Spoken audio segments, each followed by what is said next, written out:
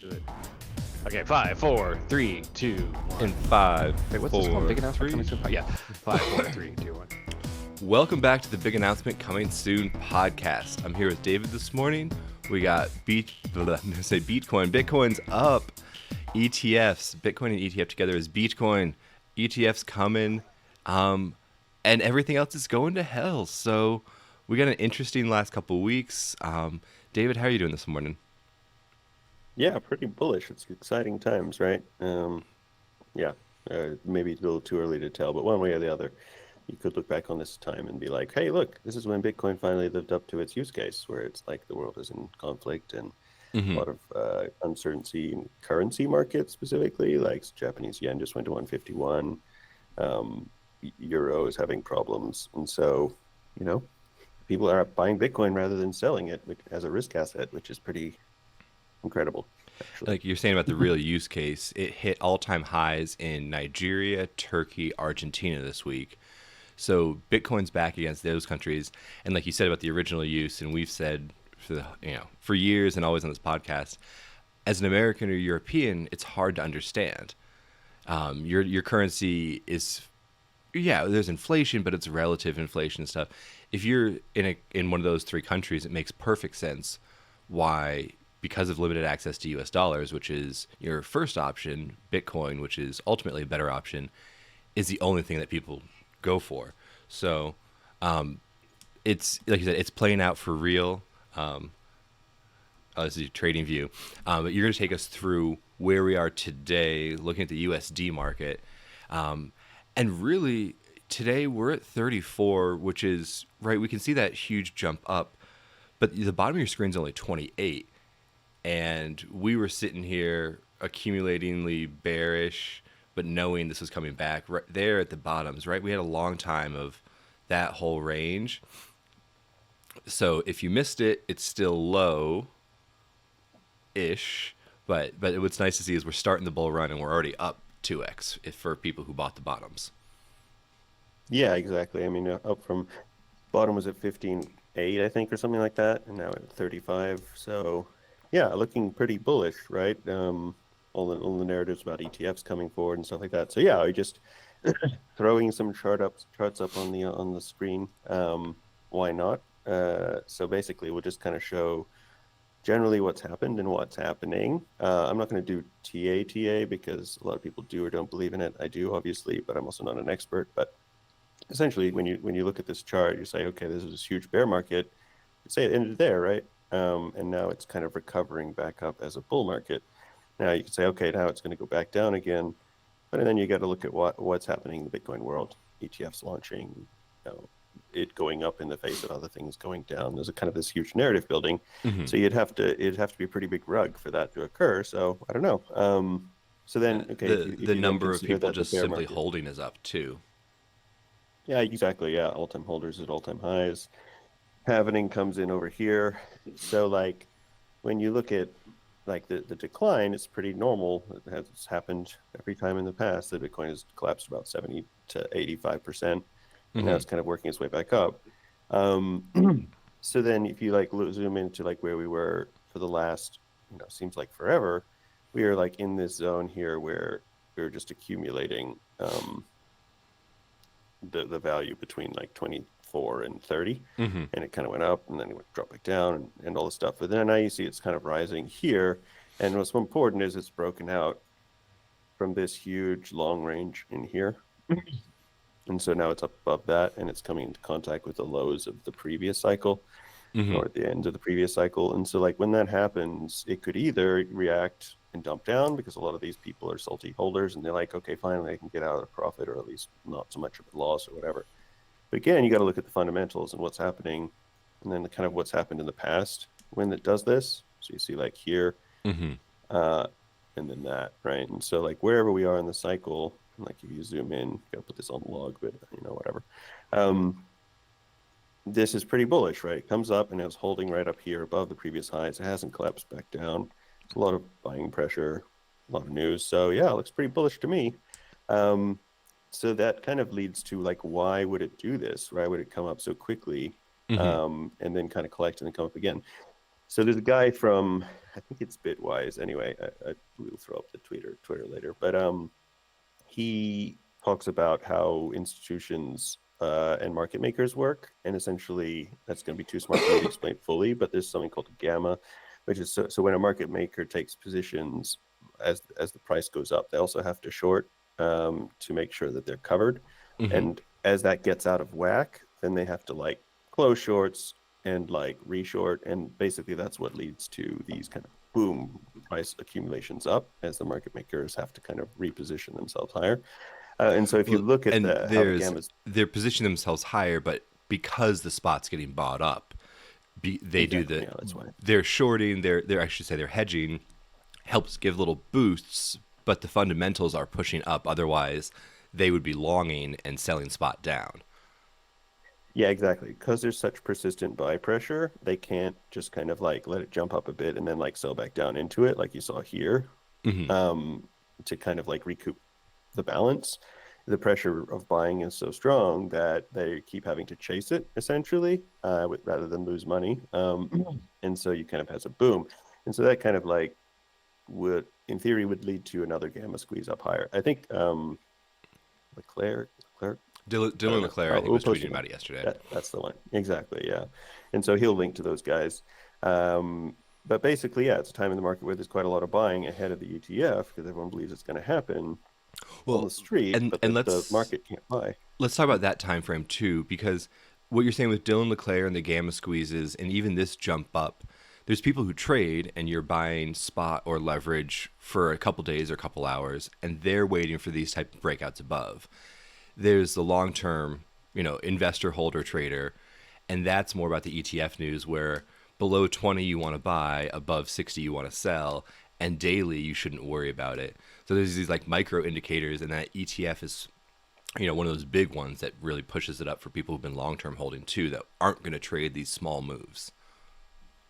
Yeah, exactly. And I think it's also responsible for like you see like moves that look really super obvious. Like this one is like an obvious, beautiful pennant, like forming now, accumulating at the top, should go boom to the length of this pennant up to about 38. And like if it does, I mean, people are like, oh yes, that's TA working. It's like, yeah, it is. Because essentially what it's showing you is the market having to readjust quickly. And it's just like very simple algorithms that are kind of showing out. Like you can say, oh, that was this here, and then it should have done, right? But the market wasn't ready for that. But now it's kind of, the demand is too high, and the market doesn't have time to readjust. So you just see kind of obvious patterns pay out, and again and again. And so, yeah, like when you see strength like this, you just hold, right? Like it's not a time to, the beginnings of this market, we're not even at all-time highs, right? So if like say eventually gets to all-time highs, that's when everyone comes back and they're like, oh, wow, Bitcoin going $1 million or something. And then they start buying. And so you're looking for up here. So whether you buy here, whether you buy here, whether you buy, just buy, like as Kobe said, like in the beginnings of the bull market, there's really no time to question. So I'm not saying you should buy now or not, but if you're waiting for allocation, the question is, what will you do when it's 38 or 42? Will you still wait and wait for the pullback, or and what price are you waiting for? And that's always the question I ask myself. And I'm not waiting for price. I'm waiting for attention. And right now, the ETF's not approved. This is all news that we're ingesting on Twitter. I'm not hearing it from anybody else. I listen to the radio news and stuff. I'm not hearing it there. So remember, this is crypto Twitter pumping it, and possibly there's been talk of seeding the ETFs where BlackRock is out buying a bit of Bitcoin every week in anticipation of selling it. I think that was debunked. Like apparently they do that, but it's like $1 million or $2 million, not billions or anything like that. So the not new enough news to is push. that they're looking.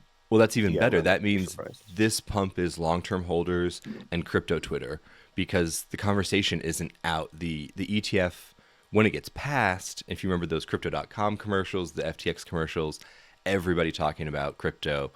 And more so than that, you'll have financial advisors saying it's time to put 1% or 5% because I work for Fidelity. We have an ETF. We have a product to sell. You're an investor with us, and I give you advice. When you look at all those things that are potentially going to happen, we're nowhere. It hasn't been approved, and only crypto Twitter knows. So We, so that's yeah, the other yeah, I part would about say. news coming, time, and then the Mhm. liquidity coming with people knowing. Who Oh are at yeah, the totally. beginning. Oh, we definitely, yeah, for sure. Although I'd be careful when you say like just crypto Twitter knows. Like, what is crypto Twitter, if not a collection of like semi-professional family offices and like investors of smaller size that are chasing ahead of the market. So like like 3AC, for example, knows. Oh, They, 3AC. they've I'm blown up thinking now, but those kind of the firms financial firms that are are like, tied to stocks and more yeah, legacy companies that we think of in finance. That's yeah, where I'm thinking totally. it gets to. Yeah, exactly. And then that's the question: what happens next? Like, if you start to let that come into your mind, and you're like, "Wow, sick! That's gonna." Let's say the ETF approved, gets approved, and Bitcoin goes to like 50 or 48 or something like this old high of the breakdown here, Hmm. um, which is kind of more the logical high. Like this stuff is blow off top stuff. Like the actual, like I guess, like provable high is kind of somewhere in the 40 to 50 range. Uh-huh. Um, like I think it retraces for a while, right? Like so if you think about it from the all these guys in the ETF market who haven't been prescient enough to like get into it in another way, do they look at the price action and are like, oh my good, that's already up here. I'm going to buy it at the top, or do they just kind of wait and say, okay, maybe I'll just see how this goes for a bit and like let it go for a couple months? To me, that's where there's maybe a mini alt season happens, where Bitcoin kind of goes sideways on Hmm. a ETF announcement, not that much volume in the market compared to how much it's risen. And it's still good volume, but um, people always FOMO too much. And so, but that's the kind of way it works. And you kind of Hmm. see like which coins are holding strength at the moment. You get Solana and um, Rune. Injective, Yeah. Rune. INJ. Yeah. So like, yeah, exactly. Like I think the key thing is that when Bitcoin shows strength, it's also a really nice time to see which other coins also hold strength.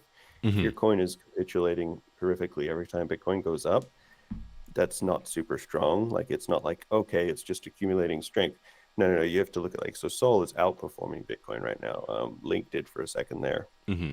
Um, and that's where you see strength coming in because there's a reason for it to do that. It has to have money to do that. And so somebody is buying it, likely longer term holders who believe the project and it makes sense. Um, so yeah, that's a tell for where to For go. I wouldn't be like, oh man, look at this chart. It's so oversold. I'm going to buy it, and it's still going down like this. No, no, you right, gotta wait for it wait. to hit. But Soul still has a big FTX sell, don't they? No, I mean, well, kind of. They have a little bit of selling, but it's not nothing compared to what the market is. And they think FTX staked all their Sol, so it's actually quite bullish. Sol has the potential of being like another Ethereum, and I think that's the, Hmm. the message, as well as I think if you stake Sol, there's quite a few projects that have held back on their airdrops um, that are now starting. I think Pith Network, Hmm. like just um, just announced one. So yeah, there's those kind of games coming back. So yeah, pretty Interesting. bullish on those kind of performance. Right. So with SBF, Laura Shin had a great quote. The judge basically stabbed him to death and then stabbed the dead body again, is what she said afterwards with the questioning. It sounds like he's blaming everybody under him, and they brought receipts and are pointing the finger back at him, whether it's Gary Wang or Carolyn Ellison. But it's all this stuff. Every nefarious speculation is playing out in court, and everybody who worked at FTX other than Sam is explaining every nefarious theory we had as being true. Yeah, totally. And I think it's crazy. It's kind of almost what I really love about our cross-examination, the way that this is playing out, is it's kind of like Sam is being caught up in this weird, he won't answer questions. He'll like pose questions that result from the question. Hmm. And in like the crypto world, that seemed quite visionary and like, wow, okay, interesting. I didn't think of it at that level. But in court, you're just like, no, no, no. The question was, did you know or not? Not Hmm. is knowing a thing that could be possible in an organization. um, and she's just destroying him on it. I think there was one example where it was like, I don't know, clawbacks, like potential clawback or something like that, and he couldn't say the two words together. So he said the first word is this, and the second word is this. In front of the jury, you just look like an idiot when you do that, right? Like Yeah. you look kind of just being petulant. So yeah, I don't think it went well for him at all. Yeah, it's gonna be interesting to see what happens. Yeah, and we've ridden out the negative impacts in the market from that. What we haven't finished, but it's gone, is Binance news kind of dried up. Like they announced some things, and I don't know if it's quiet before they enforce or what, but it almost seems like if you log in today that Binance isn't in a whole lot of trouble. Yeah, yeah, interesting. Yeah, but I definitely think it is. Yeah. But yeah, I'm gonna I'll put on my Jeff tinfoil hat because you're usually wrong on these things and say what's going to happen is they will drop the DOJ court case or whatever it is against, not drop it like as in like declare it against Binance. And then the next day they'll launch the ETFs or something. So the price will go and like help all their buddies out on Wall Street with the news ahead of time so they can buy the dip. I agree. I agree. I do think it's not done. They just, after they announced the DOJ is not going to give Twitter updates on what they're doing. And CZ's also in a odd position. If you remember, Suzu and not Suzu, well, he got arrested. Do Kwon, though. There was the news, and then there was, Singapore was looking for him, Korea was, and then nothing for 8 months. And he was just out, out of jurisdiction out somewhere. So it's kind of does the Binance news just hang until CZ sets foot in the wrong area? Like they can't really move right now. I'm wondering where that kind of that time is going to be before the end of it, because it's the charges aren't going away. Yeah, exactly. I mean, I think we just live in a hyper cycle where we think everything should happen quickly, but I think Binance is a perfect foil for, helping out what all the local exchanges, Coinbase, et cetera, and so forth, right? And that was kind of what Sam was saying. He was trying to work as the American exchange with the regulators against these potential bad guys, and then he turned out to be a bad guy. And so now, yeah, I mean, I think they like it's almost like at any time they can feel free to like meddle by like hammering Binance, and so maybe they just kind of wait for when they want. I don't think it works exactly that way, but it kind of when I think they have enough to do all the things they want to do, they'll do it rather than kind of drag it out. And then because they probably want to ban everybody in America from using Binance, I'm sure. Oh, they don't want a half case with enforcement. They want it to be done. I think so, something like that, where it's just like, okay, here's a new set of rules. These exchanges who have registered or whatever are fine. These ones are not. Something like that. Yeah. And my last question to talk about today, Arbitrum. So Arbitrum dropped their token. They dropped their chain. 2 years ago. Their token a year ago, 8 months ago. Has it been that long? But that's their first release. Now, there's the charts that show over time how much is released, and then that supply keeps growing. And that's tokens that are for the team, tokens for their investors, and tokens that they're airdropping maybe to projects to support. But basically, 6 months from now, the Arbitrum, of the available Arbitrum, right? So that there's that total market cap, fully diluted market cap, like what's actually out, jumps up quite a bit. And people who've been potentially waiting on these tokens sell or do the bullish unlock and hold, but that's the next big, altcoin thing happening. Yeah, totally. And not just Arbitrum, lots of chains that have unlocks coming up.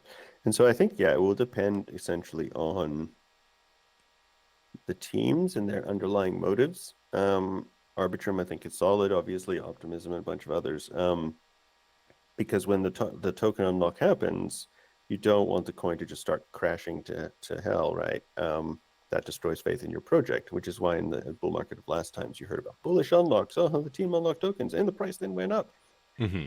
This is good. I mean, then you sell later rather than just immediately or whatever. Like, so, or ideally not at all. Like, so that's the idea is like a lot of these people, it's almost like a test of faith. So like when the test of faith comes, and a lot of OTC swaps, I think, will happen, where it's like they won't sell in the market. They'll sell internally to investors who are doubling down or more new ones, something like that. But So yeah, I mean, I think personally, um, yeah, it's almost a weird thing to have to play with. So it's almost like as unlocks happen, you shouldn't ignore them, Hmm. but you also, over the long term, shouldn't, I guess, have the perception of that they're going to be logical, like some big logical things. Oh, tokens are unlocked, therefore price will go down. Doesn't always happen that way. So I wouldn't put it so much into your thinking, but yeah, it's something to keep an eye on. I tend to, I guess, just avoid them altogether and just play before, and Hmm. then maybe a month or like a couple weeks out, just get out and then get back in later. So I think a lot of people like, let's say you bought Sol at, I don't know, 20, and then you sold it at 30, and then you're just waiting to make sure it didn't go down again, and then it goes to 30, let's go to 40, right? And then you buy it again and it keeps going up. Hmm. You missed out on part of the profits, but you saved potential downside if it was smart to do that. I mean, I don't know what the chart looks like, so obviously depending on that, but Yeah, it's um, hypothetical. yeah, people get a little too locked into the idea of like I've got to hold this because I'll miss out. Um, there are times for that, but also yeah, like taking profits is a good option. This is the hardest thing to learn. It's taken me for like many years to learn to take profits. So So it's I taking don't profits, expect. but also don't give them back because, like you said, if you buy at 20, sell at 30, it keeps going up, and you buy at 40 and sell again at 30 instead of at 50. So that's the whole like 90% of traders shouldn't be doing it, lose money because you can't make money unless somebody else is losing. And Yeah. the long term holds are often less stressful. There's less chances to lose money that's been made, and like you said, if taking profits along the way and Hmm. taking profits out of the market, not reinvesting into other things. We both gave Yeah. back Let me. untold amounts of money by thinking we were smart mid bull market, and yeah, just take care of yourself and get out. Yeah, totally. Well, I mean, I think this is a good chart to kind of lead on, which is interesting. Leave on. Uh, so Dunning-Kruger effect. I was Mm-hmm. thinking about it today actually. It's the inverse of the IQ chart for Twitter and crypto Twitter, right? So if you flip it over, basically, if you're super confident and dumb, or if you're super researched and smart, you make it. If you do the middle thing and you think too much about it and you apply too much logic and whatever, Mm-hmm. you don't make it. And the way Dunning-Kruger effect works is that like when you hear about something once or twice, you think you're a genius at it. You've only heard a couple perspectives. But then as you learn more and more about it, you realize it's complicated and difficult, and you actually, a lot of people just give up here. This is the plane of despair. And then you have to really work your way up to learn enough about it. This is probably, like takes years in crypto to get Mm-hmm. through this. Um, and then if you're here, then you can understand what the market's about. Work with it. If you stay here and you just buy and hold, then you make it too. But it's here where the casino happens and you lose all the money. So it's an interesting lesson. Like if you're not going to be a trader, if you're not going to have the time to do it, don't play that. Just Mm-hmm. buy early and hold and wait, and maybe do one trade a year where you swap. I don't know. So Yeah. so Buy when it's two times boring, sell when 10x. it's exciting, and don't screw it up along the way. Yeah, exactly. And just know like something going 100x is infinitesimally smaller chances of happening Mm-hmm. than something going 10x, swapping it to something else, and it going 10x again. Bitcoin to Ethereum. It's still a small chance that it's going to go, right? I'm not saying, but if you're thinking about life that way, don't go for the 100x. Decrease the amounts and like just do logical hops. Mm-hmm. Bitcoin to Ethereum, Ethereum to alts, alts back to Bitcoin, dollars And over keep 3 years. taking 10 or 20% of that out every Yes. time. No reason to roll the full bag.